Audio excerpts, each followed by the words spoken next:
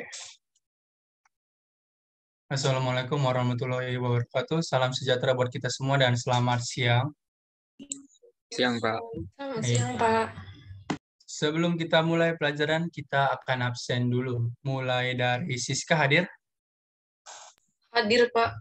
Oke, Ucup. Ucup hadir, Ucup. Hadir, Pak. Asli, hadir, Asli. Hadir, Pak. Oke. Ilham. Hadir, Pak. Hadir. Terakhir ada Irfan. Irfan, mana Irfan? Hadir, Pak. Oh, hadir. Sebelumnya ada yang tahu apa itu gambar proyeksi? Ada yang Irfan, tahu? Pak. Jawab. Ya, coba. Irfan, silakan. Mungkin proyeksi itu bayangan, Pak. Oh, Yang saya tahu. bayangan ya. Ada yang tahu lagi selain Irfan mencoba jawab? Infokus, Pak. Infokus. Oh, infokus. Ya, baik. Tidak ada lagi selain Ucup dan Irfan? Oke, tidak ada ya. Kita lanjutkan.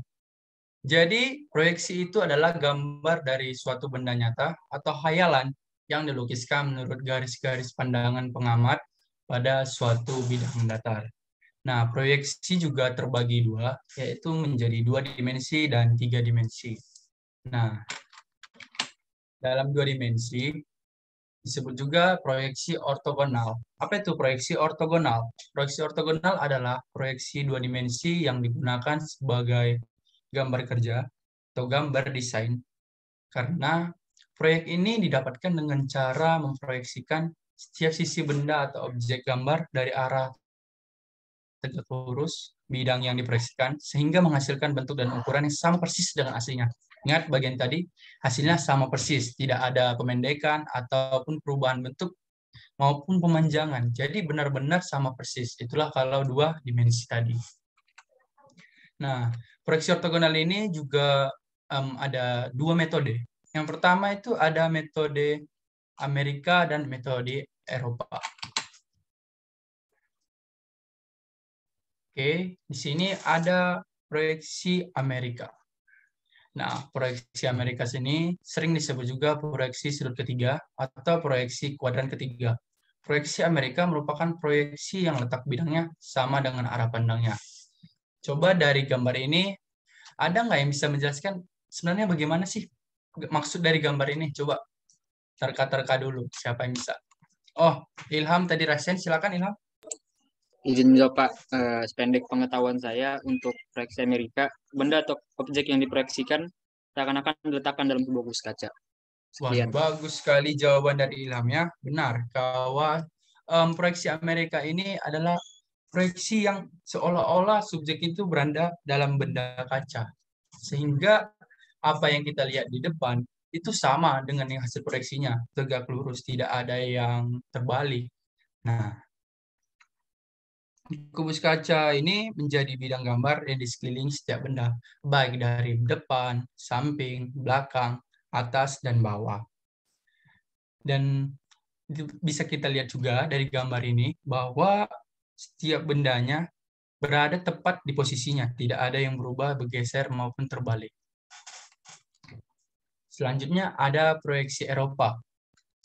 Proyeksi Eropa ini juga disebut dengan sudut pertama, dan ada juga yang menyebutkan proyeksi kuadran 1. Perbedaan sebutan ini tergantung dari masing-masing pembaca. Jadi bebas, bisa dibilang dari sudut pertama ataupun kuadran 1, sama aja. Nggak ada perbedaan dari definisi itu. Nah, proyeksi ini merupakan letak proyeksi bidangnya terbalik dengan arah pandangnya. Nah, berbeda dengan yang Amerika tadi. Di sini arah pandangnya terbalik. Coba kira-kira siapa yang bisa memberikan pendapatnya mengenai gambar di bawah ini?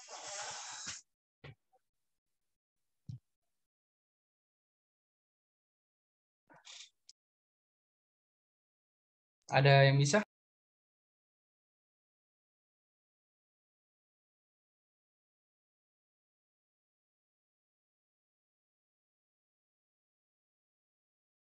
Siska coba. Mungkin seperti cermin ya, Pak? Nah, benar sekali. Seperti cermin. Kenapa seperti cermin? Karena bidangnya terbalik. Jadi gambar ini subjek itu kita lihat dari kiri, nah itu berada di kanan. Sedangkan yang kanan adanya di kiri, yang atas ada di bawah, dan yang bawah ada di atas. Persis bagaimana kita berada di depan cermin. Nah, sampai sini ada yang mau ditanyakan?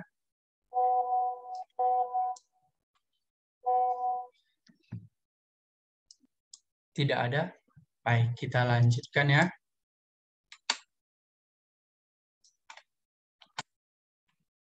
Nah, di sini ada simbol dari proyeksi Amerika dan Eropa.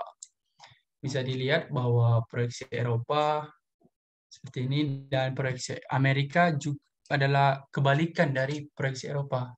Nah, jadi sebenarnya proyeksi ini Amerika ini lebih sering digunakan, terutama di Indonesia. Kenapa begitu? Karena proyeksi Amerika ini dianggap lebih rasional dibandingkan proyeksi Eropa. Tuh. Sedangkan proyeksi Eropa dipakai pada negara-negara Eropa saja. Itu juga tidak banyak. Sedangkan proyeksi Amerika seperti Australia, Amerika, Jepang, Korea Selatan juga sudah memakainya. Gitu. Ada yang mau ditanyakan lagi? Tidak ada? Oke, dilanjut. Selanjutnya ada proyeksi 3 dimensi atau proyeksi piktorial, di mana memiliki definisi adalah suatu cara menampilkan gambar benda yang mendekati bentuk dan ukuran sebenarnya secara 3 dimensi dengan pandangan tunggal. Ada yang udah pernah menggambarkan 3 dimensi di sini? Irfan mungkin atau Ilham? Ilham belum pernah menggambar 3 dimensi? Sudah, Pak. Oh, sudah. Ada yang pernah lagi yuk? Nggak ada ya? Kalau tidak ada, kita lanjutkan lagi ya. Macam-macam dari proyeksi ini. Maaf. Ada proyeksi isometrik, proyeksi miring, proyeksi dimetrik, dan terakhir perspektif. Nah, apa itu proyeksi isometrik? Proyeksi isometrik adalah proyeksi dengan ciri-ciri gambar yang dibuat dengan proyeksi simetrik pada satu sumbu X dan sumbu Y yang mempunyai sudut 30 derajat terhadap garis mendatar. Dan kedua, sudut antara sumbu masing-masing 120 derajat, di mana panjang ukuran gambar pada masing-masing sumbu mempunyai skala yang sama. Sini ada contoh penggambaran dengan penggambaran normal, terbalik, dan horizontal.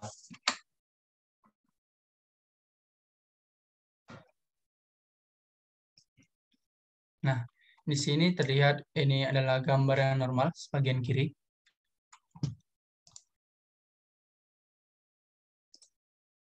Ini adalah untuk yang normal, di mana bendanya tetap. Sedangkan di sini ada yang horizontal, di mana penggambarannya sesuai dengan sumbu horizontal.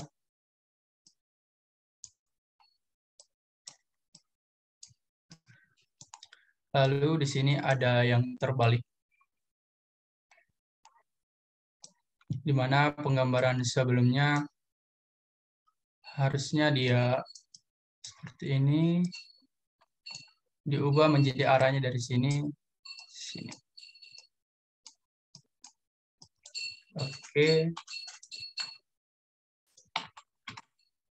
Selanjutnya ada proyeksi dimetri dengan ciri-ciri gambar dibuat pada sumbu X mempunyai sudut 10 derajat, sedangkan pada sumbu Y mempunyai sudut 40 derajat. Dengan perbandingan skala X 1:1 dan sumbu Y 1:2. Berikut adalah gambarnya, bisa dilihat. Sumbu X mempunyai sudut 10 derajat dan sumbu Y 40 derajat dengan skala X 1:1.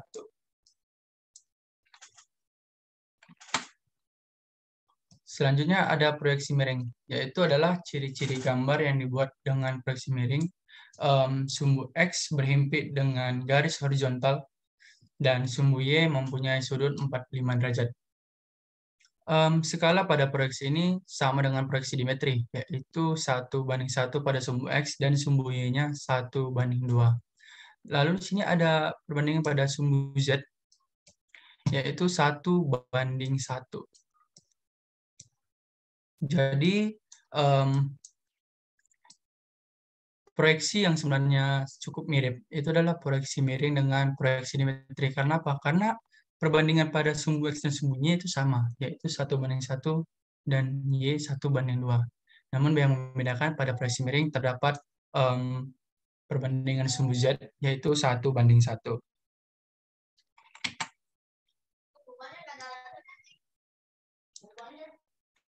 Lalu ada proyeksi perspektif. Ini yang biasa digunakan pada anak SMK pada umumnya. Sering juga untuk membuat lukisan ataupun perspektif peta juga pada digunakan. Nah, terdapat 3 cara, yaitu pertama perspektif 1 titik hilang, 2 titik hilang, dan 3 titik hilang.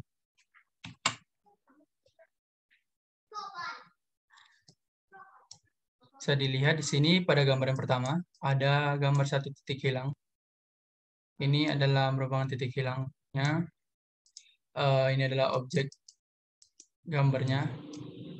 Jadi memang digambar pada satu sumbu garis lurus.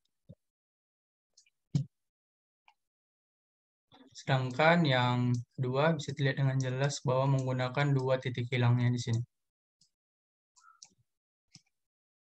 Dan sehingga hasil proyeksi dari 2 titik ini didapatkan sebuah objek di tengahnya.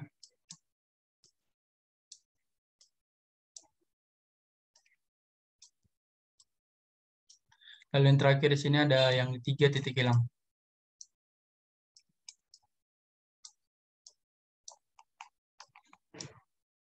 Di mana bendanya ini seolah-olah terlihat dari atas.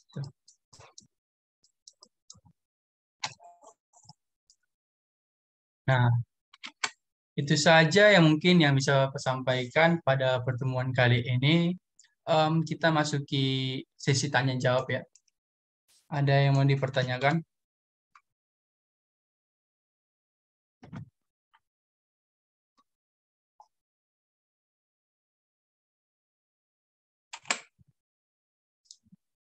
Coba siapapun, silakan untuk bertanya.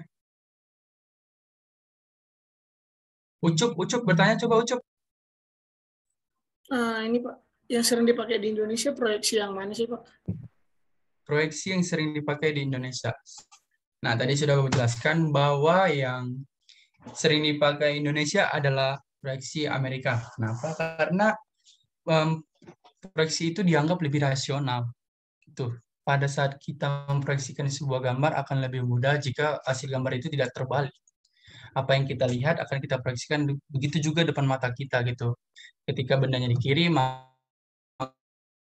maka akan lebih baik jika menghadap ke kiri, sedangkan ke kanan menghadap kanan lebih baik jika diproyeksikan ke arah kanan juga, bukan sebaliknya. Proyeksi Amerika ini juga sudah dipakai selain di Indonesia, seperti di Amerika itu sendiri, terus Jepang, Korea Selatan, dan Australia sudah makanya. Sedangkan yang Eropa, metode Eropa, hanya dipakai di beberapa negara di Eropa saja, tidak keseluruhan. Masih juga ada negara Eropa yang menggunakan metode Amerika. Begitu. Apa sudah jelas, Ucup? Jelas Pak, cukup menjawab. Ada yang bertanya lagi? Asli mau bertanya? Kira-kira guna proyeksi apa ya, Pak?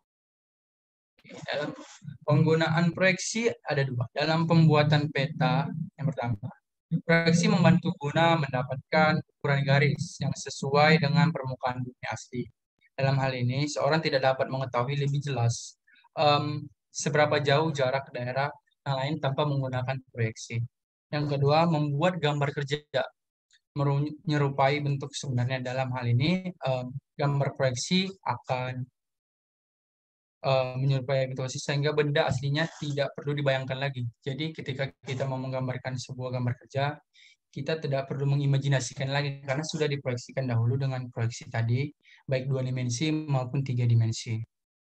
Sehingga benda tadi dapat langsung dipandang dan dipelajari tanpa harus mengimajinasikannya lagi. Sudah cukup jelas untuk sih? Cukup. Baik. Ada lagi yang bertanya? Ini Irfan boleh on cam dulu?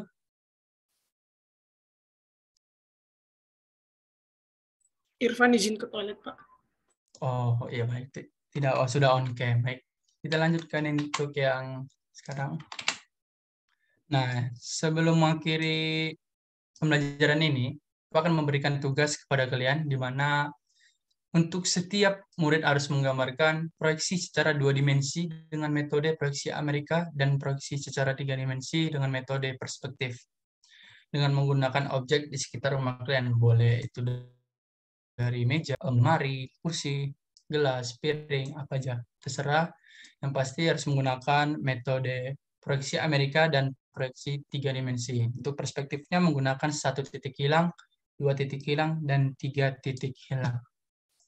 So, apakah tugasnya sudah jelas?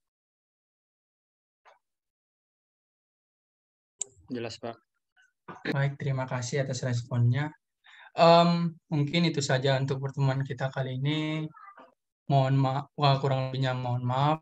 Jika ada jarum yang patah, jangan dimasukkan dalam peti. Jika ada kesalahan yang dari saya, kiranya jangan dimasukkan ke dalam hati. Assalamualaikum warahmatullahi wabarakatuh. Salam sejahtera untuk kita semua dan selamat siang. Terima kasih, Pak. Terima kasih. Terima kasih, Pak. Iya.